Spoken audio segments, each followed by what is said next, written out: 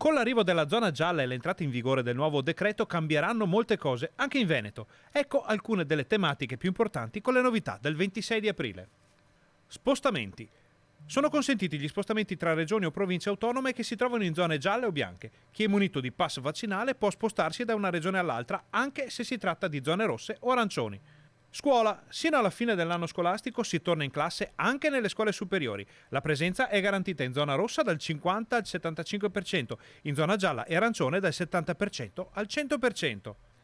Ristorazione. Dal 26 di aprile i ristoranti saranno aperti a pranzo e a cena, ma solamente all'aperto. Spettacoli. Riaprono cinema, teatri, sale concerto e club. I posti a sedere saranno preassegnati a una distanza di 1 metro l'uno dall'altro. La capienza massima consentita è pari al 50% di quella autorizzata e comunque non superiore a 500 spettatori al chiuso e 1000 all'aperto. Manifestazioni sportive. Dal 1 giugno sono aperte le manifestazioni e gli eventi sportivi di livello agonistico riconosciuti di interesse nazionale con provvedimento del CONI e del Comitato Paralimpico. La capienza consentita è pari al 25% di quella massima autorizzata e comunque non superiore a 1000 spettatori per gli impianti all'aperto, 500 per quelli al chiuso. Sport. Dal 26 di aprile sarà consentito lo svolgimento all'aperto di qualsiasi attività sportiva, anche di contatto.